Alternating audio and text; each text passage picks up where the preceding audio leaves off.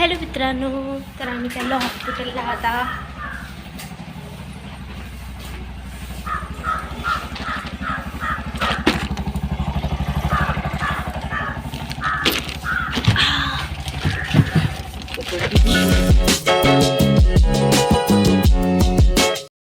तर हॅलो मित्रांनो, स्वागत आहे तुमचे माझ्या नीलू लाईफस्टाईल या चॅनलवरती. तर आशा करते की तुम्ही स्वस्त, मस्त आणि आनंदी असणार. तर मित्रांनो, जसं की मी तुम्हाला सांगितलेलं होतं की आज मला थर्सडेला हॉस्पिटलला बोलवलेलं आहे चेकअप करिता. तर आम्ही सकाळी फ्रेश वगैरे झालो आणि हजबंडला झोपेतनं उठवलं, झोपूनच होते बिचारे, आणि आम्ही जायला निघालेलो होतो हॉस्पिटलमध्ये. डॉक्युमेंट्स वगैरे, फाईल वगैरे घेतली आणि हॉस्पिटलमध्ये जात होतो. जास्त लांब नाही आहे, परंतु 15 मिनटं लागत असतात. ठीक आहे, आमच्या घरापासून तर त्या हॉस्पिटलपर्यंत. तर थोडं एकदम वेळ तर म्हणजे जास्त लांब तर नाही आहे, परंतु ना या ट्रॉफिकमुळे थोडा वेळ लागत असतो. कारण ऑटोसुद्धा इथे बुक केलेला होता आम्ही, कारण पाहता पाहता वेळ होत असतो. तर बघा, आम्ही आलेलो आहो हॉस्पिटलच्या जवळपास. हॉस्पिटलला कमीत कमी 7-8 गेट असतील. तर आम्ही फ्रंट गेटवरनं गेलेलो होतो. तर हा मागच्या साईडचा गेट होता, तर आम्हाला समोरच्या साईडच्या गेटनी जायचं होतं मित्रांनो. तर जाता जाता ही जी बिल्डिंग बघता ना, ही बॅक साईडची आहे, मागच्या साईडची दिवाल आहे ही, आणि आम्हाला समोरच्या साईडला जायचं होतं. तर थोडं मी कॅप्चर केलेलं आहे याच्यामध्ये. बघू शकता तुम्ही, राईट साईडला जी बिल्डिंग दिसत आहे त्याच साईडला हे हॉस्पिटल आहे, म्हणजेच रमैया मेडिकल कॉलेज हॉस्पिटल, जे बेंगलोरमध्ये आहे. आणि खूप छान हॉस्पिटल आहे मित्रांनो, व्यवस्थित आहे. बघू शकता तुम्ही, खूप मोठी बिल्डिंग आहे आणि खूप सुविधा इथे उपलब्ध आहेत. चांगल्या प्रकारे ट्रीटमेंट दिलं जाते. तर इथेच मी ट्रीटमेंट आधीपासून करत आहोत. तर आम्ही आता इथे हॉस्पिटलमध्ये पोचलेलो आहोत. ठीक आहे, हजबंड तिकडे पैसे वगैरे देत आहेत ऑटोचे. तर आता ट्रीटमेंटला जायचं आहे. आधी आता हॉस्पिटलमध्ये आम्ही आतमध्ये एंटर होणार आहोत. तर एंटर झाल्यानंतर आधी काउंटरवर जावं लागतं टोकन काढायला. तर आधी जेव्हा मी फर्स्ट टाईम ॲडमिट झाले ते, फर्स्ट ॲबॉर्शन झालं तर तेव्हा असा काही रूल नव्हता. परंतु नेक्स्ट आता हे जे ॲबॉर्शन झालं लास्ट, तेव्हा इथे तिथे फाईल दाखवायला गेले तर बोलले की आधी टोकन काढावं लागतं, मग नंबर येतो. तर इथे मी टोकन वगैरे काढलेलं होतं. तर 28 नंबर बघू शकता, हा माझा टोकन नंबर होता. तर मला थोडं वाट बघावं लागत होतं. तर आम्ही आधी वर गेलो, इथे वाट बघावं लागत आहे म्हणून, परंतु तिथेही टोकन काढावं लागत होतं. मग आम्ही आणखी रिटर्न खाली आलो आणि मग इकडे आलो. तर टोकन काढल्यानंतर फायनली माझा नंबर आला आणि मला OBG वॉर्डमध्ये गेले, म्हणजे जिथे गायनोइक ट्रीटमेंट केल्या जाते लेडीजची, प्रेग्नेंट लेडीज वगैरे, मिसकॅरेज, म्हणजे फक्त लेडीजची. तर इथे मग मी वेटिंगमध्ये बसले होते, म्हणजेच तिथे माझी फाईल वगैरे येणार होती. तर इथे टोकन आल्यानंतर, आपण ॲडमिट झाल्यानंतर, डिस्चार्ज झाल्यानंतर, सुट्टी झाल्यानंतर आपल्याला रिचेकअपला बोलवतात. तेव्हा आपलं फक्त टोकन काढल्यानंतर आपल्याला एक कार्ड काढावं लागते, ज्याचे 50 रुपये घेतात फक्त. आणि तिथे त्या OBG वॉर्डमध्ये, जसं मी युनिट 1ची पेशंट आहे, तर तिथे माझी नावाची तिथे फाईल डायरेक्ट येऊन जात असते, सांगण्याची काही गरज राहत नाही. फाईल आल्यानंतर तिथे ते आवाज देतात, जे इंटर्न डॉक्टर राहत असतात, की म्हणजे आपलं नाव घेतात आणि आपल्याला चेकअपला बोलवतात. तर फायनली माझा इथे चेकअप झालेला आहे. ठीक आहे, ट्रीटमेंट, फिजिकली एक्झामिनेशन वगैरे झाला आणि डॉक्टरांनी मला टेस्ट वगैरे लिहून दिलेले आहे, सोनोग्राफी आणि ब्लड टेस्ट. तर ते आम्ही सुरुवातीला आता कॉस्ट वगैरे विचारणार आहोत की याला खर्च वगैरे किती येतात. तर डॉक्टर बोलले ही कॉस्टली आहे, तसं मी तुम्हाला समोर सांगणारच मित्रांनो. तर इथे ट्रीटमेंट झाली आणि आम्ही आधी इकडेच विचारायला आलो होतो लॅबमध्ये की ही कितीला होते, ही किती खर्च येईल म्हणजे या टेस्टला. तर हजबंड म्हणाले तू जा, मी म्हणाले तुम्ही जा. तर कसं आहे, तुम्ही बोलले असणार की आम्ही इथे का बरं हसत आहोत. तर ते समोरची व्यक्ती आमच्याकडे पाहून हसत होते. तर मग भूक लागलं, थोडा मला वॉमिटिंगसारखं वाटत होतं. तर आम्ही नाश्ता वगैरे केलेला होता. तर बघू शकता, इडली, वडा, खिचडी, जे काही आहे. इकडे सुप्रसिद्ध नाश्ता म्हटलं की इडली डोसाच आहे मित्रांनो. खाऊन बघा एकदा नक्की या इकडे फिरायला, खूप छान आहे. त्याच्यानंतर मला घ्यायचा होता ज्यूस, पायनॅपल. तर आम्ही इथे वेटिंगवर बसलेलो होतो एवढ्या वेळपर्यंत, आम्हाला वाट बघावं लागत होती. ज्यूसवाल्याला ऑर्डर दिलेला होता, परंतु पहिल्यांदा त्याने ऐकलं आणि बनवलेला नाही. तर हजबंड पुन्हा त्यांना बोलले आणि मग आम्ही ज्यूस घेतला मित्रांनो. तर बघू शकता इथे वाट बघत आहोत आम्ही. ज्यूस घेतल्यानंतर आम्हाला समोरच्या मेमोरियल हॉस्पिटलमध्ये इन्क्वायरी करायला जायचं होतं की किती खर्च येत असतो. हे बघू शकता समोरचं हॉस्पिटल आहे रमैया हॉस्पिटल, जिथे माझे ट्रीटमेंट आहे. हे त्याच्यासमोर बिल्डिंग आहे. हे छान हॉस्पिटल. ट्रीटमेंट झालेला आहे आणि आम्ही चाललो घरी आता. बघा किती सुंदर बॅकग्राऊंड आहे. चला भेटूया घरी. तर हॅलो मित्रांनो, जसं की मी तुम्हाला सांगितलेलं होतं की थर्सडेला मला हॉस्पिटलमध्ये बोलवलेलं होतं डॉक्टरांनी रिचेकअपला. तर सुरुवातीला मी तर सांगितलेलंच आहे व्हिडिओमध्ये की हॉस्पिटलमध्ये गेले, तिथेसुद्धा वेटिंग करावं लागलं होतं. देन त्याच्यानंतर थोडं वाट बघितल्यानंतर माझी फाईल आली. तिथे टोकन काढल्यानंतर आतमध्ये OBG वॉर्डमध्ये वेटिंग करावं लागतं. त्यानंतर आपली फाईल आल्यानंतर आपल्याला आवाज देतात डॉक्टर्स.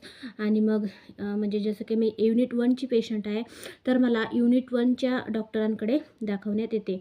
तर माझ्या BP वगैरे म्हणजे सगळं वेट वगैरे सगळं चेकअप वगैरे झालेला होता. तर डॉक्टरांनी मला आज बोलवलेलं होतं, तर मी गेलेली होती. तर बघा आधी सुरुवातीला जे ज्युनियर डॉक्टर्स राहतात त्यांच्याकडे BP म्हणजे जे काही वेट वगैरे आहे ते सगळं चेक झालं. त्याच्यानंतर मोठ्या डॉक्टरांकडे डॉक्टरांनी चेकअपला बोलवलं. त्यासाठीसुद्धा थोडा वेट करावा लागला.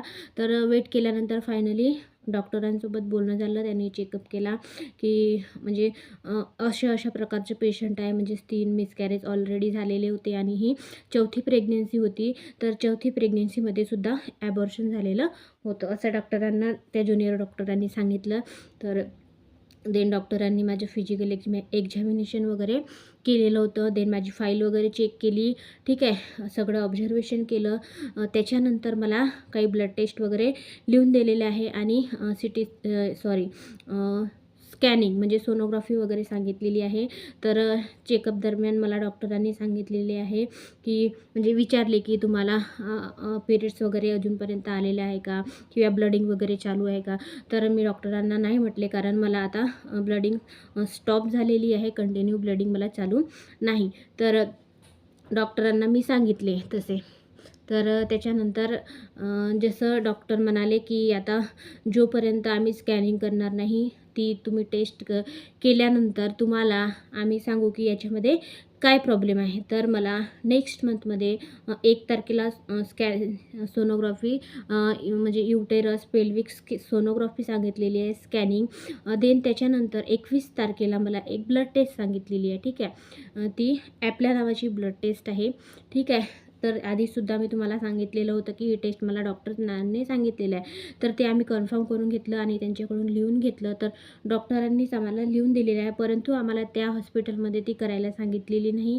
कारण कसं हे हाय रिस्क पेशंट असल्यामुळे, म्हणजेच जर पुन्हा पुन्हा असं जर होत असेल तर त्याच्या हॉस्पिटलमध्ये हाय रिस्क जर पेशंट राहिलं तर जे मी तुम्हाला हॉस्पिटल दाखवलेलं आहे, जिथे मी ट्रीटमेंट घेत आहे, त्याच्यासमोरचं जे हॉस्पिटल आहे मेमोरियल रमैया हॉस्पिटल, त्या हॉस्पिटलमध्ये ते पाठवत असतात. म्हणजे ते चांगलं हॉस्पिटल आहे त्याच्यापेक्षा पण.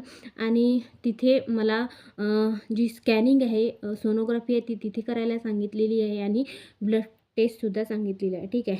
तर आधीच डॉक्टरांनी सांगितले मला की ही जी ॲपला टेस्ट आहे ती थोडी कॉस्टली आहे, म्हणजे थोडी महाग आहे. तर तुम्हाला करावं लागेल ही टेस्ट. तर डॉक्टर म्हणाले जर तुम्हाला बेबी वगैरे पाहिजे असेल, बाळ वगैरे पाहिजे असेल, तर तुम्हाला ही टेस्ट करावं लागेल, ठीक आहे. पैशाकडे तुम्ही बघू नका, ठीक आहे. जर तुम्ही पैशाकडे बघितलं, ट्रीटमेंट व्यवस्थित घेतली नाही, तर पुन्हा तुमच्यासोबत असंच होऊ शकतं. तर मी म्हटलं नाही डॉक्टर, आम्ही करणार आहे, तुम्ही आम्हाला लिहून द्या, असं मी डॉक्टरांना म्हणाले, ठीक आहे. डॉक्टर पण म्हणाले जोपर्यंत ही टेस्ट करणार नाही, ही स्कॅनिंग करणार नाही, तोपर्यंत आम्ही एक्झामिनेशन करू शकणार नाही. आपल्याला माहीत होणार नाही की हे असं वारंवार पुन्हा का बरं होत आहे, ठीक आहे. तर ती टेस्ट मला सांगितली आहे, ते तुमच्यासोबत मी शेअर करणारच आहे आता. देन त्याच्यानंतर डॉक्टरांनी सांगितले आता 3 महिन्यापर्यंत प्रेग्नन्सी ठेवायची नाही, म्हणजे कन्सीव्ह करायचं नाही, ठीक आहे. 3 महिन्यापर्यंत. जर आता नेक्स्ट पिरियड जर तुम्हाला आलेला नाही, ठीक आहे, मध्ये म्हणजे डिसेंबरमध्ये, तर तुम्ही लगेच हॉस्पिटलमध्ये या आणि दाखवा, ठीक आहे. आणि मग सगळं इन्फॉर्मेशन वगैरे घेतली, रेग्युलर पिरियड्स वगैरे येत होते का, ठीक आहे, सायकल विचारलं, तर ते माझं व्यवस्थित होतं सगळं. परंतु हेच म्हणजे प्रेग्नेन्सी राहिल्यानंतर आपोआप ब्लडिंग चालू होणं, मिसकॅरेज होणं हेच मला होत होतं. तर ते मी डॉक्टरांना सगळं व्यवस्थितपणे सांगितलेलं आहे. त्याच्या दरम्यान डॉक्टरांनी सांगितलं की 3 महिन्यापर्यंत तुम्ही प्रोटेक्शन यूज करा, ठीक आहे, प्रेग्नेन्सी ठेवायची नाही. त्याच्यानंतर तुमची टेस्ट झाल्यानंतर आम्ही सांगू की प्रेग्नेन्सी तुम्ही 3 महिन्यानंतर ठेवू शकता.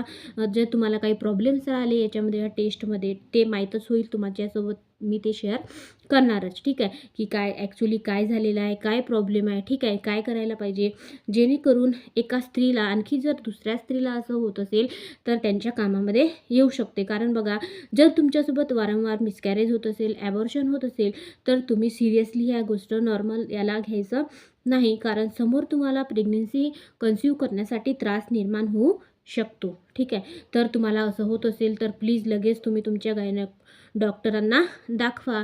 ते तुम्हाला टेस्ट करायला सांगतील की तुमच्या युटेरसमध्ये वगैरे किंवा काही प्रॉब्लेम आहे का तुम्हाला, हे कशामुळे नेमकं होत आहे हे तुम्हाला डॉक्टर सांगतील. त्यासाठी तुम्हाला ब्लड टेस्ट ते लिहून देत असतात, ठीक आहे. आणखी काही अदर प्रॉब्लेम असतील ते सुद्धा सांगत असतात, ठीक आहे. तर मला ॲपला नावाची टेस्ट सांगितली तुम्हाला मी दाखवते. तर तिथे गेल्यानंतर सुरुवातीला नंबर आधी मी जेव्हा पहिल्यांदा जेव्हा माझी फर्स्ट प्रेग्नेन्सी होती तेव्हा असा काही रूल नव्हता, परंतु यावेळेस जेव्हा गेलो तेव्हा तिथे टोकन काढावं लागलं. टोकन काढल्यानंतर स्क्रीनवर नंबर येतं, अनाऊन्स करतात की या नंबर हा नंबर आलेला आहे. मग आपल्याला तिथे टोकन काढायला जावं लागतं, ठीक आहे. तर मी OBGची गायनेकची पेशंट होती, तर माझा नंबर आल्यानंतर मी तिथे गेले, ठीक आहे. तर नंबर आल्यानंतर तिथे एक रिसिट काढावी लागते, ही ती रिसिट होती. तर ही रिसिट काढल्यानंतर मग तिथे आतमध्ये गेलं की तिथे हे द्यायची वगैरे काही गरज पडत नाही, डायरेक्ट त्या OBG वॉर्डमध्ये युनिट 1मध्ये त्या काउंटरवर आपली फाईल येत असते, ठीक आहे. छान हॉस्पिटल आहे, इथे तुम्ही ट्रीटमेंट घेतली तर खूपच चांगली गोष्ट आहे. तर बघा, ही माझी डिस्चार्ज समरी होती जेव्हा मी ॲडमिट होती, ठीक आहे. डिस्चार्ज झाल्यानंतर मला तिथे बोलवलेलं होतं पुन्हा रिचेकअपला, तर आज बोलवलेलं होतं, तर मी आज गेलेली होती. तर डॉक्टरांनी मला ही टेस्ट सांगितलेली होती, बघू शकता, ॲपला टेस्ट आहे ही, की ज्याच्यामुळे मला माहिती होईल की माझ्यामध्ये नेमकं कोणती प्रॉब्लेम झालेली आहे, ठीक आहे. तर ही टेस्ट थोडी कॉस्टली आहे. आम्ही तिथे हॉस्पिटलमध्ये इन्फॉर्मेशन घेतली, आधी इन्क्वायरी घेतली, कसं आहे एवढा मोठा खर्च झेपणं म्हणजे थोडं वाटतेच आपल्याला, कारण कसं आपली एवढं तर आपण श्रीमंत नाही की आपण एकाएकी एवढे पैसे जमा करू शकतो.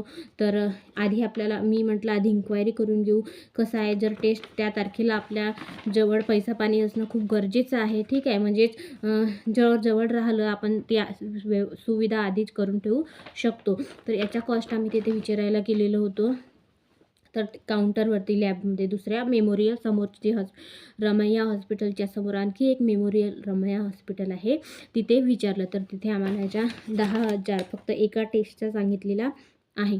तर तो आम्ही करणार आहे, ठीक आहे. 1 तारखेला ही टेस्ट आम्हाला सांगितलेली आहे, ठीक आहे. तर 1 तारखेला आम्ही जाणार 1 डिसेंबरला आणि ही टेस्ट करणार. देन त्याच्यानंतर ही आहे स्कॅनिंग म्हणजे सोनोग्राफी आहे, ही सुद्धा आम्हाला 1 तारखेला सांगितलेली आहे आणि त्याच हॉस्पिटलमध्ये घेऊन दिलेली आहे, ठीक आहे. तर हे सर्व केल्यानंतर आता फायनली रिझल्ट काय येतो आता ते माहीत पडणारच, ठीक आहे. त्याच्यानंतर समोरचं डिसिजन आम्ही घेऊ शकतो, ठीक आहे. सध्या तर आता काही आपल्याला विचार करायचा आहे नाही, जोपर्यंत डॉक्टर आपल्याला काही सांगत नाही, व्यवस्थित चेकअप होत नाही, तसे तर टॅबलेट्स औषधी वगैरे सर्व चालूच आहे. परंतु जर काही प्रॉब्लेम असेल की असं का बरं वारंवार होत आहे, तर ते डॉक्टर आपल्याला सांगतीलच, ते आपल्याला टेस्ट केल्यानंतर माहिती होईल. तर ते मी तुमच्यासोबत नक्की शेअर करणार, जेणेकरून अदर स्त्रीलासुद्धा याविषयी माहिती व्हायला पाहिजे, ठीक आहे. की हे काही नॉर्मल गोष्ट नाही आहे, पुन्हा वारंवार मिसकॅरेज होणं. 1-2दा ठीक आहे, परंतु 3दा 4दा तुमचे जर मिसकॅरेज होत असेल तर ही हाय रिस्क प्रेग्नेन्सी राहत असते. म्हणजेच हे कसं का बरं होत आहे, ठीक आहे. तुम्हीसुद्धा सिरियसली घ्या जर तुमच्यासोबत असं होत असेल तर, ठीक आहे. तर प्लीज डॉक्टरांना दाखवा, हे काही नॉर्मल गोष्ट नाही आहे ते तुम्हाला टेस्ट लिहून देतील, ठीक आहे. स्कॅनिंग करायला सांगतील. देन तुम्हाला माहीत होईल की तुम्हाला ॲक्च्युली काय प्रॉब्लेम आहे. त्याच्यानंतर तुम्ही प्रेग्नन्सी प्लॅनिंग करा. आणि डॉक्टरांनी मला हे सुद्धा सजेस्ट केलेलं आहे. देन तुम्ही कधीही 3 महिन्यानंतर, आता जर माहिती झालं माझं आणि कधी मला प्रेग्नन्सी प्लॅनिंग करायची असली, तर सुरुवातीला जर तुमच्या लगेच पिरियड मिस झालेला असेल, तर डॉक्टर मला म्हणाले की जर तुम्हाला 2 किंवा 3 दिवस जरी जास्त झाले आणि प्रेग्नन्सी पॉझिटिव्ह आली, तर तुम्ही लगेच हॉस्पिटलमध्ये या. कारण तुमच्यासोबत पुन्हा असं व्हायला नको. जर प्रेग्नन्सी कन्सिव्ह झाली, तर आम्ही तुम्हाला प्रेग्नन्सी सपोर्ट काय करायचे आहे ती ट्रीटमेंट आम्ही करू, परंतु प्लीज तुम्ही सिरियसली घ्या, असं डॉक्टर म्हणाले. तर हो, डॉक्टरांना मी म्हटले, सॉरी डॉक्टर, यावेळेस मी चुकी केली, याच्यानंतर मी चुकी करणार नाही आणि याच्यानंतर मी काळजी घेईल, ठीक आहे. तर मित्रांनो, आता ही टेस्ट होणार आहे, टेस्टची वाट आहे, ठीक आहे. ही टेस्ट झाल्यानंतर मी तुम्हाला शेअर करणार की काय प्रॉब्लेम आहे, ठीक आहे.